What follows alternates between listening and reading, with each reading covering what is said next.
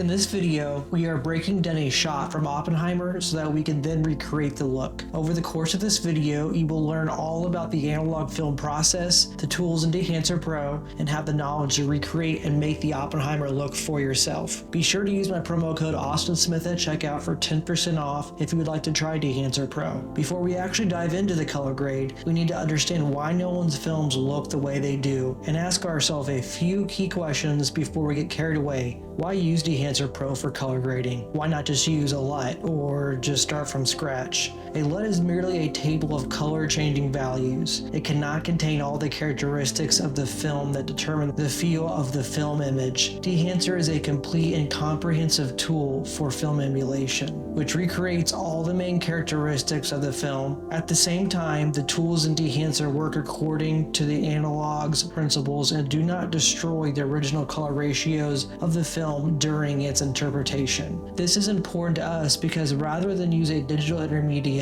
Nolan uses photochemical color timing to color grade his films, which results in less manipulation of the filmed image and a higher film resolution. So it makes perfect sense for us to start a color grading process with Dehancer Pro. We want to establish some goals so that we can successfully recreate the Oppenheimer look the best we can. Our first goal will be to match the white point and black point of this image to our image. Notice how the image doesn't get any brighter than a little over 896. Notice how we don't quite reach 0 here at the bottom end. We also need to take notes of what color the highlights are leaning toward. Notice how there's more red in the highlights, followed by green and then blue. And then in the shadows we have green a little raised compared to red and blue. We can use visual cues as well. Notice how the shadows of the grass areas are a little blue. Notice how the whites in the clouds are slightly yellow. We also want to keep in mind saturation levels as well as an overall contrast. We need to pump our image full of contrast, but not so much that we're clipping or crushing anywhere. There's an overall softness to the image even though it has a lot of contrast. The last things we can look for is just observing how dense the colors are. Notice how rich this dark brown is. Notice how rich and dense the grass is. There are going to be a couple of differences between our images. Number one being our image wasn't taken with the grand vista of New Mexico in the background, and two, our image, the horse has a very pink harness, and that's going to reflect in the vector scope. We need to take mental note in that to know we're not going to get a perfect one-to-one match. Also, you'll notice in our reference image, there's a great amount of blue on the far away mountains. We need to take mental note of that too, so we don't waste time trying to get the teals to match on a one-to-one match either. Next, let's take our changes and make the appropriate adjustments. Our goals are as follows. We need to select the appropriate film stock and print,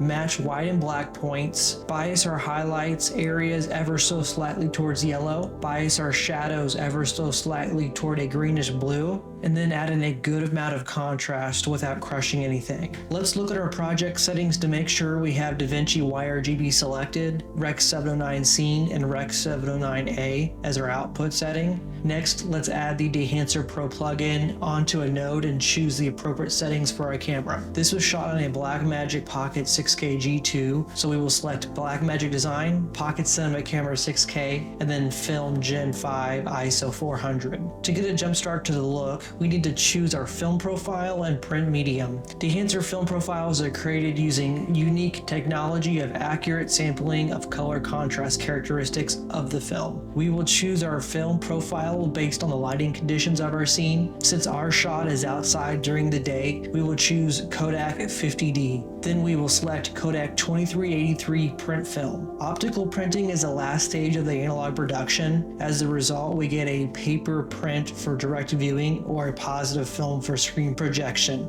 Both can be scanned for digital delivery. Optical printing is the only analog solution that can be used for proper interpretation of the negative films. One of our goals is to add density to our colors, so let's move the color density slider. See how we're getting that rich brown color on the horse now? Our next goal is getting the contrast to match our reference image. For that, we will use the Film Developer tool. The Film Developer tool allows you to make your own development recipe depending on the source material, shooting conditions, and creative tasks. The main purpose of the Film Developer tool is to simplify the interpretation of a variety of sources within a single node. We will adjust the contrast boost first. In analog processes, development contrast is determined by developer temperature and concentration. In Dehancer, this parameter can take both positive values and negative values. We will then adjust the gamma correction. In film processing, gamma correction controls the contrast ratio of the negative in relation to the exposure time. This parameter determines how much the midtones are shifted towards shadows or highlights.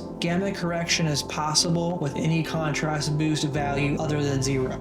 The next tool we will adjust is the film compression tool, the electronic sensor that our camera has in the film emulsion capture light using different methods. The sensor measures light in the same way that a measuring glass meters the volume of water. After capturing a threshold amount of light, the sensor overflows like a measuring cup and cannot perceive any more information worth further exposure. The photographic emulsion works differently. The sensitive layer has a considerable thickness and volume, which allows the silver halides to absorb light like a sponge and not overflow in an instant. Let's adjust our film compression settings so that we can open up our highlights and see more detail in the sky as it would appear with the photographic emulsion. See now how our sky has more detail and it's not blown out. The next tool we will use is the expand tool. The expand tool provides a separate manual control for black and white points in relation to the output color space. All films naturally have different contrast, different black and white points. At the sampling stage, we avoid digital correction to preserve the individual features of the films, which ensures a fair and convincing simulation. Film profiles in Dehancer without additional adjustment usually lack contrast, but at the same time they have a lot of headroom for creative adjustments.